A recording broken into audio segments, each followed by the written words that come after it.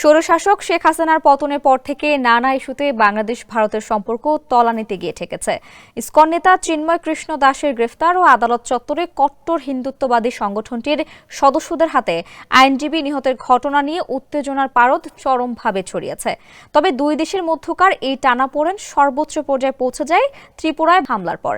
এমন পরিস্থিতিতে বাংলাদেশ সরকারের সঙ্গে আলোচনার জন্য 10 ডিসেম্বর ঢাকায় আসছেন ভারতের পররাষ্ট্র সচিব বিক্রম মিশ্রি। বুধবার এক প্রতিবেদনে এ তথ্য জানিয়েছে ভারতীয় সংবাদ মাধ্যম হিন্দুস্তান টাইমস। প্রতিবেদনে বলা হয়েছে, আলোচনার জন্য আগামী সপ্তাহে বাংলাদেশ সফর করবেন ভারতীয় পররাষ্ট্র সচিব বিক্রম মিশ্রি। নোবেল বিজয়ী ডক্টর মোহাম্মদ ইউনূস অন্তর্বর্তী সরকারের প্রধান উপদেষ্টা হিসেবে দায়িত্ব নেওয়ার পর ভারতের সিনিয়র কোনো কর্মকর্তার এটিই প্রথম ঢাকা সফর। Double million offer Walton fridge কিনে পেতে পারেন 20 লক্ষ টাকা, রয়েছে কোটি কোটি টাকার নিশ্চিত উপহার। তবে উভয় দেশের কেউই এই সফরের বিষয়ে আনুষ্ঠানিক কোনো ঘোষণা দেয়নি বলে জানানো হয়েছে প্রতিবেদনে। বিক্রম মিশ্রি সম্ভবত আগামী 10 ডিসেম্বর পররাষ্ট্র দফতরের বার্ষিক আলোচনার জন্য বাংলাদেশে আসবেন। বিক্রমের সফরের প্রস্তুতির বিষয়ে অবগত ব্যক্তিরা নাম প্রকাশ না করার শর্তে বিষয়টি জানিয়েছেন।